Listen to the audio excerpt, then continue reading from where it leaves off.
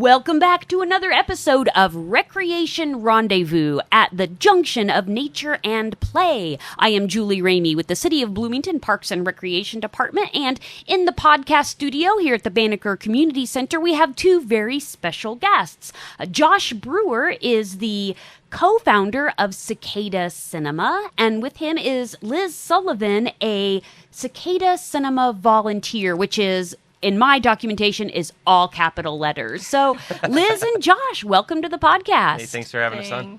Well, it's really exciting. Cicada Cinema is a pop-up cinema. So you don't have a building. It's not like you go into a theater with those reclining seats and watch a movie. It's pop-up. So tell us, how did this come about? First of all, your origin story, and then you have to dish on Cicada. Why Cicada? So, yeah, who wants to take that one? Yeah, I can speak a little bit to that. So I'm one of the co-founders. We started Cicada in 2016. Halloween of 2016 was our first screening.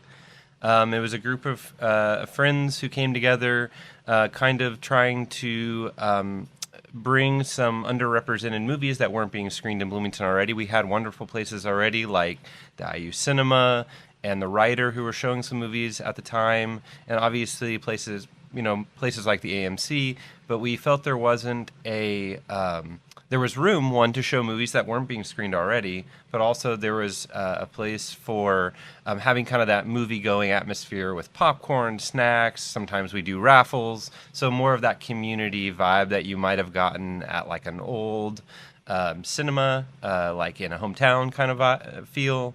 So we started in 2016 at a place called The Void, which was a DIY warehouse space that was really valuable to a lot of organizations at the time.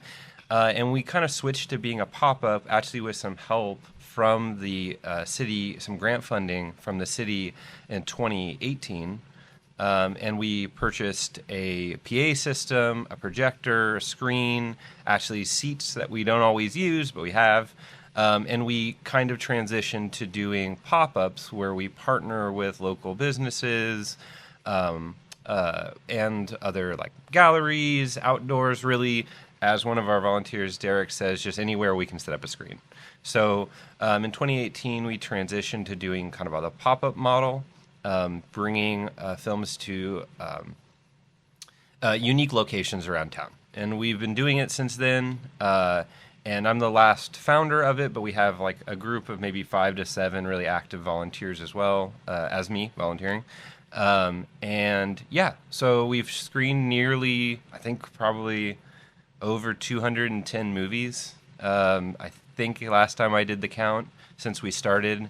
Nearly one a week at different places around town with the mission of screening things that are underrepresented or underscreened.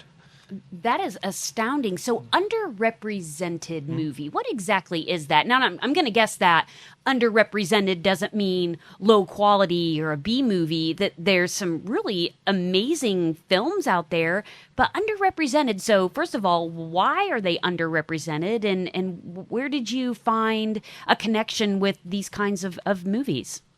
Yeah, sure. So I would actually argue that it underrepresented does include even low budget MB movies for us, but it really is a wide range. It can mean like an indie film, a new indie film, a B movie, something low budget. It could be something with local interest sometimes, made by someone local.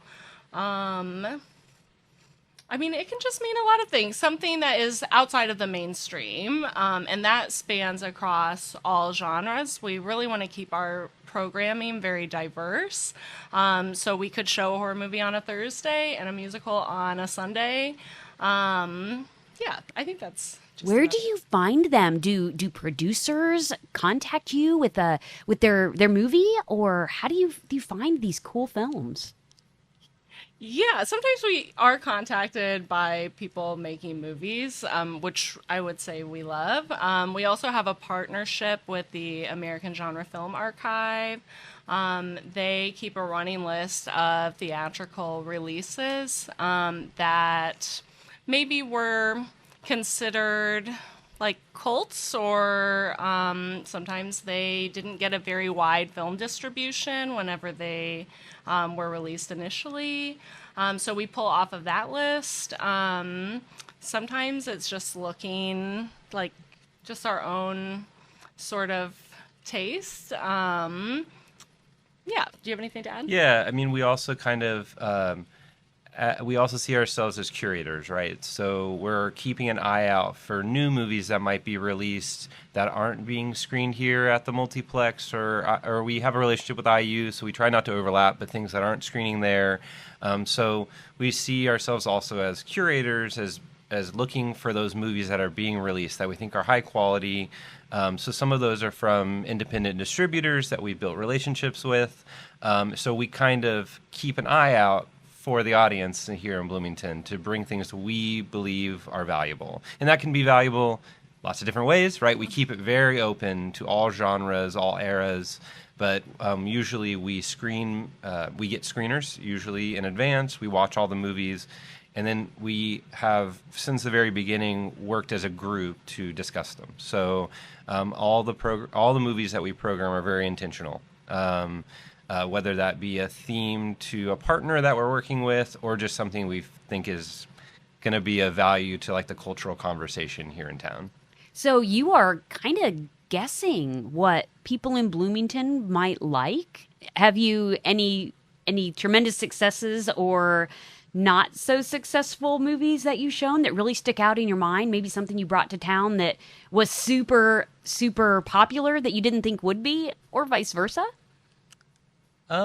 It really kind of depends. Since we do have a pretty wide range of movies, I think that over time it's a little bit less guessing and a little bit more listening to the audience. So seeing what movies people gravitate towards, seeing what kind of works better and what doesn't. Sometimes it's just the day.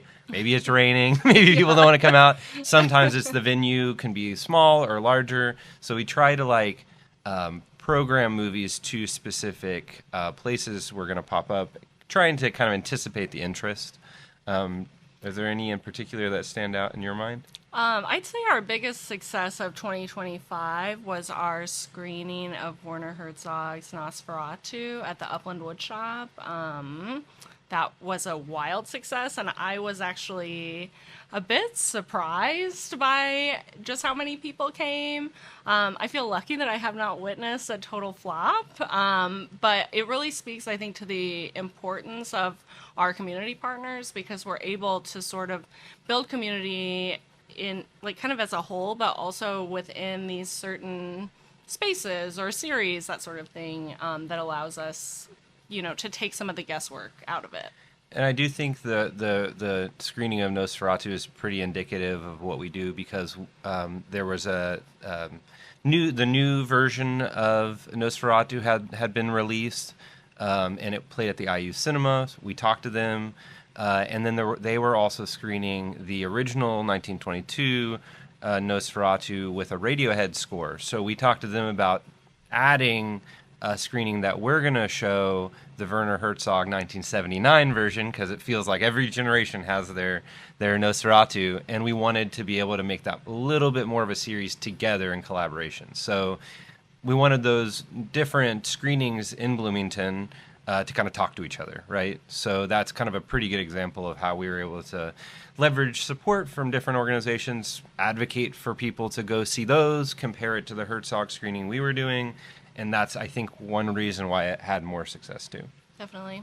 And it's probably worth mentioning, too, that one of the reasons that we wanted you to come in today to the studio is to talk about your partnership with Bloomington Parks and Recreation. So Parks and Recreation has a summer movie series, and Cicada Cinema is a part of it again this year, summer of 2025. We talked a little bit earlier before we turned the microphones on that we're showing Surf Ninjas, which just looks like a super fun movie.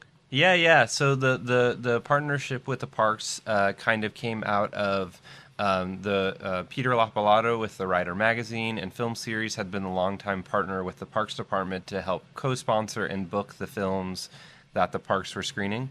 When Peter passed away, there was a gap in that that partnership, and we wanted to fill that by not letting the parks screenings go away. That was a pretty long-term partnership, but we wanted to step in and say, we're here in the similar way to help book and promote the parks outdoor park series in the summer. And one thing we kind of gave was when we were programming the series with Crystal Ritter, we wanted to kind of add a little bit of Cicada's mission with screening things that are maybe underseen, maybe a little bit underrepresented, with some more of the kind of family-friendly major releases, kind of to have a little yin and yang with that programming we thought would be more holistic. And one thing that we advocated for last summer, and we wanted to do again, was the screening of Surf Ninjas, which is a wonderful super 90s blast, and we're going to be screening it at the Mills Pool. And yeah, it's a wonderful movie. It has Tone Loc in it, if you know the song Funky Cold Medina. Tone Loc is the cop. They're two brothers who don't know, but they're actually princes from an island. And there's lots of surfing and hilarious dialogue. Rob Schneider's in it, for better or for worse, and he's really funny. And it's a really, really good time. Take the risk if you haven't seen it. You had me at Tone Loc and Funky Cold Medina. Yeah, I'm a girl of the 90s. So, yeah. Tone Loc's the cop. He's awesome in the movie. I'm on board. Well, no, so as someone who clearly loves movies, likes films, do you have a favorite, or do you have to concentrate on not focusing on your favorite genre? Do you have a favorite style, producer, genre, something that you really like? Are you totally open to anything and everything? Personally, I feel like I'd like to be open to everything. Sometimes I feel like I love any movie, every movie. As far as our programming goes, I think we kind of try to veer away from our favorites, in order to keep programming diverse. Yeah, I think that having a group of people who program together helps us get out of our own kind of artistic bubble, right? So if we have more people kind of advocating for different things, that's a positive to show a very different range of movies. So I think that, like Liz said, like not just programming your favorites. We all have favorite movies, but it's important to have a reason why, and really we're kind of I think it also pushes us, just as the way we love our audiences to get pushed to try something new. Definitely. So there are things that we have screened that become favorites, and like I think that it's actually forced me personally to take risks on things and have a more kind of wide range, wider view of what's out there when it comes to movies.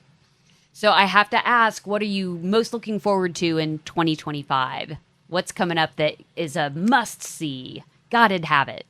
I'm really excited to see American Graffiti at the Bryan Park Pool this summer. I have not seen that one myself. I think that's what I'm looking forward to. That's on the docket right now. Yeah, I'm pretty sure I was the one who was at the screening in the pool last summer. We showed The Sandlot, and it was a really, really fun, beautiful night, and there was like 100 people or so in the pool watching the movie, and there's just something so magical about that. Actually, when I was a kid, I went to the Bryan Park Pool to see a screening of Jaws, and it was super duper cold, and my cousin and I were determined to watch the whole movie in the pool, even though it was super cold. So we sat on the stairs shivering, and then we would just pee in the pool to warm ourselves up. No! Yeah, you don't want to hear that, but it's true. And it's an awesome memory. So I am really happy. Caleb is a former lifeguard, and he just did a major cringe. Now, it's cringe, but it was really memorable, and I love it, actually. I hope I have the right movie, but that's with Wendy Pfefferkorn, right? The Sandlot? The Sandlot, yep. Which is another classic pool movie. Yeah. So if you don't get the reference, you should go watch The Sandlot. Absolutely. And we programmed the American Graffiti kind of in a similar vein, where it's this wonderful one night in the summer. So it's going to be a really wonderful time to see that in the summer outside at the pool. Well, that is a really exciting lineup. So thank you so much for being in the podcast studio today here with Josh Brewer and Liz Sullivan, both with Cicada Cinema. We're so appreciative of the partnership with Parks and Recreation. And if you want to see a list of all of our upcoming movies in the parks, in the pools, like you mentioned, then you can go to our website at bloomington.in.gov/concerts. Yeah, I know it's /concerts, but the movies are listed there too. You can find our whole movie lineup, or give us a call on our hotline, 812-349-3754, for all of our upcoming movies. And again, this is Julie Ramey with the City of Bloomington Parks and Recreation Department here with Recreation Rendezvous. Thank you so much for being in the podcast studio with us today, Josh and Liz. Cool. Thanks for having us. Thank you for having us. Yeah, see you at the movies. See ya out there. And a big shout out and thank you to the folks at the Banneker Community Center. We appreciate them hosting the podcast studio here at Banneker. And as always, share this podcast with your friends. Share the Recreation Rendezvous. Hope you get out to a park this summer and find Recreation Rendezvous wherever you find your favorite podcast. Until next time, Julie Ramey, Bloomington Parks and Recreation. We are looking forward to a great summer full of great movies.